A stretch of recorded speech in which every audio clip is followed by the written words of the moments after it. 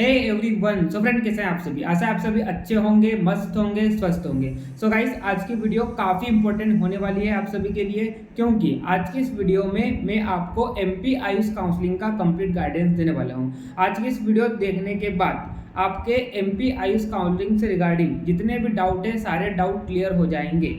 तो इस वीडियो को आप एंड तक देखिए। और आज मैं कौन कौन से पॉइंट यहाँ पर कवर करूंगा तो आप स्क्रीन पर देख सकते हैं। सबसे पहले तो मैं बात करूंगा कि एमपी आयुष काउंसलिंग जो होती है उसमें कौन कौन से कोर्स जो होते हैं वो पार्टिसिपेट करते हैं। उसके बाद मैं बात करूंगा काउंसलिंग कब से स्टार्ट होगी। अभी कई बच्चों के मन में डाउट है कि भैया काउंसलिंग कब स्टार्ट होगी, तो मैं इस टॉपिक पर भी बात करूंगा। उसके बाद हम बात करेंगे कि हमको कहाँ पर रजिस्ट्रेशन कराना होता है, मतलब एमपी आयुष काउंसलिंग के लिए कौन सी वेबसाइट है, तो उसके बारे में मैं आपको बताऊंगा।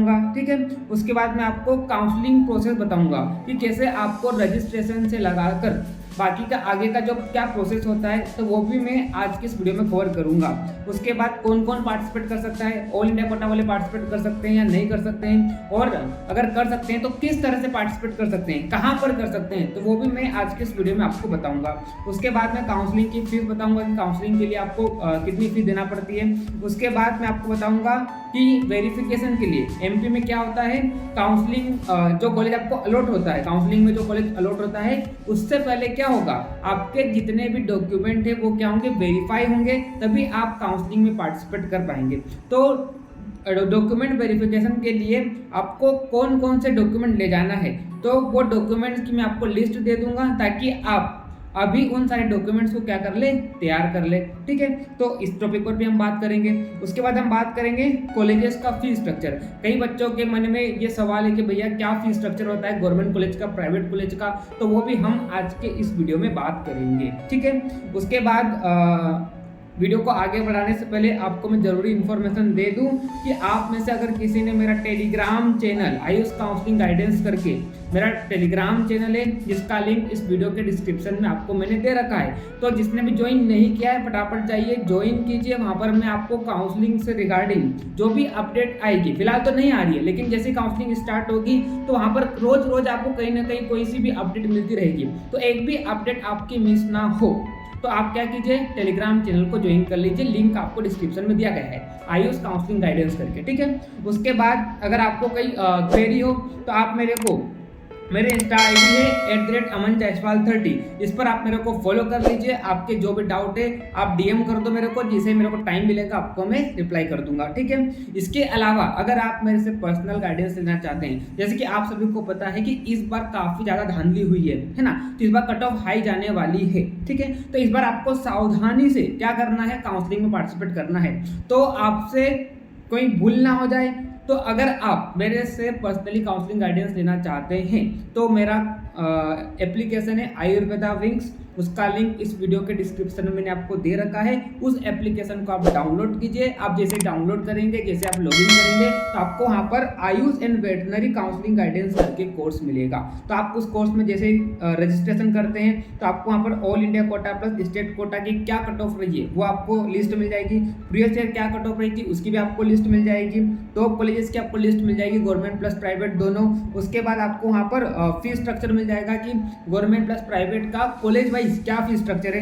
उसके बाद आपको वहाँ पर चॉइस फिलिंग में खुद आपको गाइड करूंगा। जब भी आपकी चॉइस फिलिंग स्टार्ट होगी तो मैं आपको पर्सनली गाइड करूंगा कि आपको कॉलेज का जो चॉइस फिलिंग है कैसे रखना है, किस ऑर्डर में आपको रखना है। ठीक है। उसके बाद इंपॉर्टेंट काउंसलिंग वीडियोस भी आपको वहाँ पर मिलेगी। ठीक है। अगर आपको कोई डाउट हो तो ये मेरा नंबर है, इस पर आप मेरे को कॉन्टेक्ट कर सकते हो। ठीक है। चलिए, तो ये मैंने थोड़ा आपको बता दिया जो कि आपके लिए इंपॉर्टेंट था। ठीक। चलिए अब हम बात करते हैं, हमारे टॉपिक पर आते हैं। तो एमपी आयुष काउंसलिंग में जो काउंसलिंग होती है उसमें कौन कौन से कोर्स पार्टिसिपेट करते हैं। तो अगर आपको बीएमएस में एडमिशन लेना हो, ठीक है, अगर आपको बीएचएमएस में एडमिशन लेना हो, अगर आपको बीयूएमएस में एडमिशन लेना हो, तो ये जो 3 कोर्स होते हैं वो एमपी आयुष काउंसलिंग में होते हैं। ठीक है। मतलब एमपी आयुष काउंसलिंग के थ्रू ही इन तीनों कोर्सेज में आपको क्या मिलेगा, एडमिशन मिलेगा। ठीक है। काउंसलिंग की डेट कब स्टार्ट होगी, तो देखिए जैसे कि आप सभी को पता है कि जो एमसीसी की काउंसलिंग थी ऑल इंडिया कोटा की, वो कब स्टार्ट होने वाली थी, 6 जुलाई को होने वाली थी। लेकिन अब इस काउंसलिंग डेट को क्या कर दिया, पोस्टपोन कर दिया है। क्यों पोस्टपोन किया, क्योंकि कल जो है वो सुप्रीम कोर्ट में रीनीट के रिगार्डिंग क्या होने वाली है, हियरिंग होने वाली है। तो कल जो भी फैसला आएगा, ठीक है, अगर मान लो रीनीट होता है तब तो आपको काउंसलिंग में घुसना ही नहीं है ना। अगर मान लो रीनीट नहीं होता है तो एमसीसी जो है वो अपनी जो काउंसलिंग डेट है वो कब बताएगी आपको, लगभग 3 जुलाई के आसपास बताएगी, ठीक है। तो एमसीसी काउंसलिंग स्टार्ट होती है, उसके बाद AA काउंसलिंग स्टार्ट होती है। तो एमसीसी की जैसे ही नोटिफिकेशन आता है तो उससे 15 से 20 दिन है ना, 15 से 20 दिन के आसपास AA का नोटिफिकेशन आ जाता है, ठीक है। फिर AA का तो मान लो आप, अगर मान लो थर्ड वीक ऑफ जुलाई में एमसीसी का नोटिफिकेशन आता है काउंसलिंग का, तो आपका AA का जो है वो लगभग कब आ जाएगा, 10 अगस्त के आसपास आ जाएगा, ठीक है। तो उसके बाद अगर हम एमपी की बात करें तो ये लास्ट वीक ऑफ अगस्त या फर्स्ट वीक ऑफ सितंबर में आपकी काउंसलिंग जो है वो क्या हो सकती है, स्टार्ट हो सकती है। तो अगर मैं आपको अप्रोक्स डेट बताऊं तो कब, लास्ट वीक ऑफ अगस्त या आप मान लो फर्स्ट वीक ऑफ सितंबर में आपकी काउंसलिंग क्या हो सकती है, स्टार्ट हो सकती है। यानी कि रजिस्ट्रेशन प्रोसेस जो भी है वो स्टार्ट हो सकता है, ठीक है। अब ये तो क्या है, एक प्रकार से मतलब ऐसा बोल लो आप कि मैंने भी यहाँ पर क्या करा है, अंदाजा लगाया है, ठीक है। लेकिन जो भी होगा वो तो अब जब भी स्टार्ट होगा तो आपको पता चली जाएगी। लेकिन हाँ, अभी 1 महीने का टाइम है, 1 महीने में तो नहीं स्टार्ट होगी, ठीक है। चलिए, उसके बाद कौन सी वेबसाइट है, तो ayush.mponline.gov.in ये वेबसाइट है। इसी वेबसाइट पर आपको क्या करना होता है, रजिस्ट्रेशन करना होता है। तो जैसे ही नोटिफिकेशन आएगा तो मैं तो क्या करूँगा, वीडियो बना दूंगा कि काउंसलिंग स्टार्ट हो गई है। तो आप क्या कर लो, तब तक चैनल को सब्सक्राइब कर लो, है ना, अपने दोस्तों को भी शेयर कर दो ताकि उनको भी काउंसलिंग से रिगार्डिंग राइट इन्फॉर्मेशन मिले। क्योंकि यही एकमात्र आपका यही एकमात्र यूट्यूब चैनल है जहाँ पर आपको काउंसलिंग से रिगार्डिंग राइट इन्फॉर्मेशन मिलेगी। तो चैनल को सब्सक्राइब नहीं किया, चैनल को सब्सक्राइब कर लो। क्योंकि देखो, अगर आपको नहीं पता तो आपको मैं बता दूँ कि मैं काउंसलर से पहले क्या हूँ, एक टीचर हूँ, ठीक है। और मेरे कई स्टूडेंट अलग अलग कॉलेजेस में पढ़ रहे हैं, तो मेरे को पता है कौन सा कॉलेज कैसा है।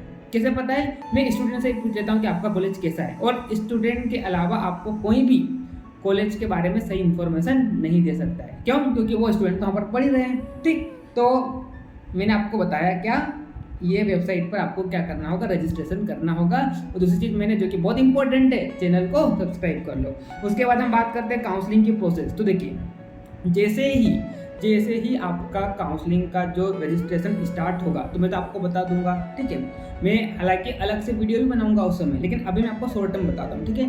तो आपको इस वेबसाइट पर क्या करना होगा, रजिस्ट्रेशन करना होगा, ठीक है। रजिस्ट्रेशन करने के बाद मतलब रजिस्ट्रेशन जब आप करेंगे तो उसी दौरान आपको क्या करना होगा, स्लॉट बुक करना होगा। किसके लिए, डॉक्यूमेंट वेरिफिकेशन के लिए। एमपी आईज काउंसलिंग में पार्टिसिपेट करने से पहले यहाँ पर क्या होता है, डॉक्यूमेंट का वेरिफिकेशन होता है। और डॉक्यूमेंट के वेरिफिकेशन के लिए आपको रजिस्ट्रेशन के दौरान क्या करना होता है, स्लॉट बुकिंग करानी होती है, ठीक है। स्लॉट बुकिंग मतलब आपको 8 से 10 दिन देंगे। उस 8 से 10 दिन के बीच में आप कभी भी डॉक्यूमेंट वेरिफिकेशन कराने के लिए जा सकते हैं। यहाँ पर 2 आपको स्लॉट बुकिंग होती है, हर एक दिन में दो टाइम दिया है। एक तो आप सुबह, एक शाम को कराओ। सुबह कब, 10 से 2, और दूसरी जो स्लॉट होता है वो क्या होता है, 2 से 5, है ना। तो 8 से 10 दिन का आपको टाइम मिलता है डॉक्यूमेंट वेरिफिकेशन के लिए, ठीक है। कहाँ पर जाना पड़ेगा, तो डॉक्यूमेंट वेरिफिकेशन जो है वो जितने भी गवर्नमेंट कॉलेजेस है, जैसे कि आप सभी को पता है कि एमपी में 7 बीएमएस कॉलेज है गवर्नमेंट के, एक बीएमएस कॉलेज है गवर्नमेंट का, और एक बीएचएमएस कॉलेज है, ठीक है। तो जितने भी गवर्नमेंट के कॉलेजेस है वहीं पर क्या होगा, आपका डॉक्यूमेंट वेरिफिकेशन होगा। तो जो भी आपका नज़दीकी गवर्नमेंट कॉलेज है आप वहाँ पर डॉक्यूमेंट वेरिफिकेशन के लिए जा सकते हैं। आप पर डिपेंड करता है कि आपको कहाँ पर जाना है, ठीक है। तो आपका डॉक्यूमेंट वेरिफिकेशन होगा।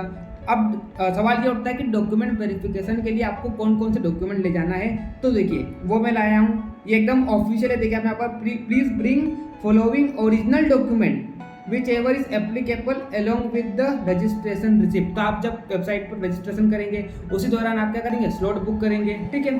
तो आप जब रजिस्ट्रेशन कर लेंगे तो रजिस्ट्रेशन रिसिप्ट आएगा, तो उस रजिस्ट्रेशन रिसिप्ट के साथ आपको ये डॉक्यूमेंट ले जाना है। अब मैं आपको अभी डॉक्यूमेंट क्यों बता रहा हूँ, इसलिए बता रहा हूँ कि इनमें से अगर कोई डॉक्यूमेंट नहीं होता आप तैयार कर लो उसको, ठीक। चलिए, तो क्या ले जाना आपको, 10वीं और 12वीं की मार्कशीट ले जाना है, आपको proof of date of birth, अगर आपके पास ये नहीं हो तो 10वीं की जो मार्कशीट होती है इसे ही as a proof of date of birth मान लिया जाता है। उसके बाद आपका नीट का स्कोर कार्ड ले जाना है, एमपी डोमिसाइल सर्टिफिकेट आपको ले जाना है, यानी कि मूल निवासी प्रमाण पत्र, है ना। अगर आपको कास्ट कोई भी कास्ट लगती है एससी एसटी तो आपको कास्ट सर्टिफिकेट ले जाना है, ठीक है। और अगर आपको ईडब्ल्यूएस लगता है तो ईडब्ल्यूएस सर्टिफिकेट ले जाना है, आपके पापा के इनकम सर्टिफिकेट ले जाना है, ठीक है। फिर आपको फोटो आईडी प्रूफ, आधार कार्ड हो सकता है या कोई भी लाइसेंस हो सकता है ना। तो आप आइडेंटिटी प्रूफ ले जा सकते हैं। जो भी फिजिकल वीक है तो वो पीडब्ल्यूडी सर्टिफिकेट ले जा सकता है, ठीक है। अगर आपको कोई आर्मी का कोटा लगता है, फ्रीडम फाइटर का कोटा लगता है तो उसका सर्टिफिकेट आपको ले जाना है। और सर्टिफिकेट ऑफ डिस्ट्रिक्ट सैनिक, मतलब जो भी आर्मी, मतलब वही बताया गया है कि यहाँ पर अगर आपको कोई फ्रीडम फाइटर का कोटा लगता हो या सैनिक कोटा लगता हो तो आप वो भी ले जा, मतलब वो आपको ले जाना ही, क्योंकि इससे आपको क्या होगा, बेनिफिट मिलेगा, ठीक है। आपको एक्स्ट्रा रिजर्वेशन मिलता है, ठीक। तो आप ले जाएंगे, आप वेरीफाई करेंगे तभी तो आपको उस चीज़ का बेनिफिट मिलेगा, ठीक है। तो ये सारे डॉक्यूमेंट है जो कि मैंने आपको बता दिए। तो इनमें से अगर आपके पास कोई डॉक्यूमेंट नहीं हो तो तैयार कर लीजिए, ठीक है। चलिए उसके बाद अगला पॉइंट का हम इस पर बात करने वाले हैं। हाँ, तो डॉक्यूमेंट वेरिफिकेशन जैसे ही हो जाएगा, ठीक है, उसके बाद आपकी क्या होगी, चॉइस फिलिंग स्टार्ट होगी, ठीक है। तो जो भी कॉलेज की लिस्ट आएगी उस तो आपको जिस भी कोर्स में एडमिशन लेना है, जिस भी कॉलेज में एडमिशन लेना है, तो आपको क्या करना है, चॉइस फिलिंग करना है, ठीक है। अगर आपको कोई दिक्कत हो तो आप मेरे से चॉइस फिलिंग करा सकते हैं, लेकिन उसके लिए आपको क्या करना होगा, मेरा जो पेड काउंसलिंग कोर्स है उसमें आपको रजिस्ट्रेशन कराना होगा। अगर उसके रिगार्डिंग कोई डाउट हो तो मेरे नंबर यहाँ पर दिखाई दे रहे स्क्रीन पर, उस पर आप मेरे को कांटेक्ट करके आपके डाउट सोल्व कर सकते हो, ठीक। चलिए अब कौन कौन पार्टिसिपेट कर सकता है, तो देखिए अब हम एमपी के जो स्टूडेंट हैं, मतलब जो प्रॉपर एमपी के वो तो करेंगे, है ना। साथ में यहाँ पर ऑल इंडिया कोटा के स्टूडेंट भी पार्टिसिपेट कर सकते हैं, है ना। ऑल इंडिया कोटा वाले स्टूडेंट होते हैं, उनके लिए जितने भी प्राइवेट कॉलेज, है ना, बोल रहा हूँ मैं क्या, जितने भी प्राइवेट कॉलेज होते हैं उनकी 15% सीट्स जो होती है, 15% सीट्स जो होती है वो किन के लिए होती है, ऑल इंडिया कोटा वाले स्टूडेंट्स के लिए होती है, ठीक है। तो ऑल इंडिया कोटा वाले स्टूडेंट यहाँ पर पार्टिसिपेट कर सकते हैं।